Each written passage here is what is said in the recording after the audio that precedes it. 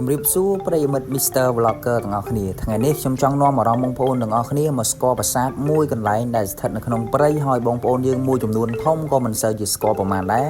ហើយកន្លែងហ្នឹងក៏ជាទីតាំងកន្លែងតំបន់ប្រវត្តិសាស្ត្រផងដែរបងប្អូនទាំងអស់គ្នាចង់ដឹងថាប្រាសាទនឹងឈ្មោះអីតោះបងប្អូនទាំងអស់គ្នាទៅតាមដានទស្សនាវីដេអូនេះជាមួយខ្ញុំទាំងអស់គ្នាប្រាសាទបាកានឬប្រាសាទព្រះខ័នកំពង់ស្វាយស្ថិតនៅក្នុងរចនាបថអង្គរវត្តថ្ងៃនេះខ្ញុំនឹងនាំអារម្មណ៍បងប្អូនទាំងអស់គ្នាមកតាមដានទស្សនាប្រាសាទមួយកន្លែងដែលត្រូវបានបំផ្លាញដោយសារភ្លើងសង្គ្រាមក៏ដូចជាពួកអាថ្មិលអត់សាសនាដែលបានបំផ្លាញវត្ថុដ៏មានតម្លៃនៃប្រជាជាតិខ្មែរប្រាសាទបាកានឬប្រាសាទព្រះខ័នកំពង់ស្វាយមានទីតាំងស្ថិតនៅភូមិបាកានឃុំរណសេរីស្រុកសង្គមថ្មីខេត្តព្រះវិហារនិងមានចម្ងាយ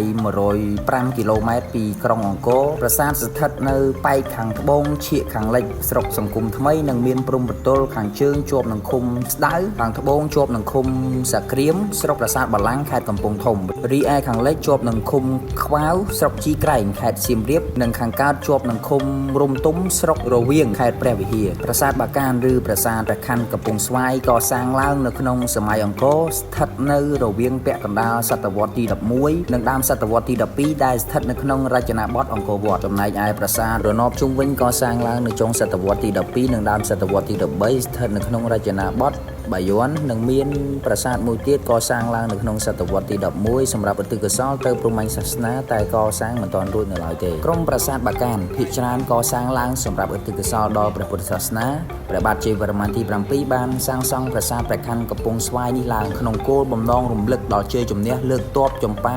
ឈ្លានពានអាណាចក្រអង្គរតំបន់ប្រាសាទព្រះខ័នកំពង់ស្វាយនេះមានលក្ខណៈពិសេសខាងយុទ្ធសាស្ត្រទ័ពកាលពីសម័យព្រះបាទជ័យវរ្ម័នទី7ព្រោះពីមុនតំបន់នេះមានព្រៃជ្រៅហ៊ុំព័ទ្ធដោយបារាយស្ទឹងនិងអូរប្រភពទឹកធ្លាក់ចុះពីលើភ្នំដងរែកជាងនេះទៀតប្រាសាទនេះស្ថិតនៅ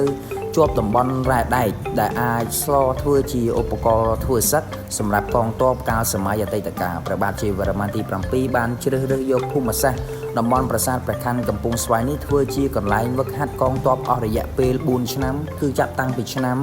1177ដល់ឆ្នាំ1181មុនពេលព្រះអង្គចេញទ័ពច្បាំងដេញទ័ពចម្ប៉ាចេញឈ្លានពានទីក្រុងអង្គរដោយជ័យជំនះក្រោយពីព្រះអង្គទទួលបានជ័យជំនះព្រះបាទជ័យវរ្ម័នទី7បានរៀបចំកសាងប្រាសាទជាច្រើនពាសពេញផ្ទៃប្រទេស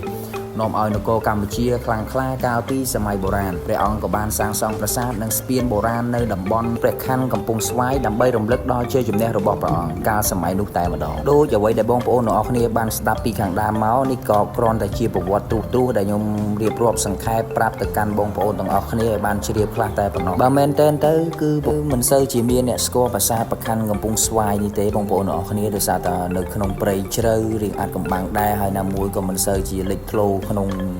វិស័យទេសចរប្រហែលដែរភាគច្រើនគេយំទៅលេងនៅកន្លែងណាមនុស្សច្រើនដូចជាអង្គរវត្ត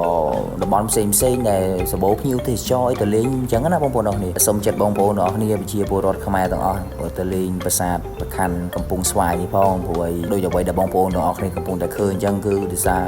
ភ្លើងសង្គ្រាមបានធ្វើឲ្យប្រាសាទនេះបាក់បែកខ្ទេចខ្ទីអស់ហើយតាំងពីប្រវត្តិមកបងប្អូនបានស្ដាប់ហើយថាយ៉ាងម៉េចបងប្អូនទាំងអស់គ្នាអាចយល់ហ្នឹងហើយបងប្អូនទាំងអស់គ្នាវីដេអូហ្នឹងក៏មានតែប៉ុណ្្នឹងដែរពីខ្ញុំបាទ Mr. Vlogger ខុសឆ្គងត្រង់កន្លែងណាក៏សូមបងប្អូនទាំងអស់គ្នាខន្តីអភ័យទោសខ្លាំងមែនទែនរាល់ពាក្យពេចន៍សម្ដីកន្លែងណាមួយមិនសមរម្យក៏សូមបងប្អូនទាំងអស់គ្នាជាស្រ័យខ្លាំងមែនទែនជួបគ្នានៅវីដេអូក្រោយបាយ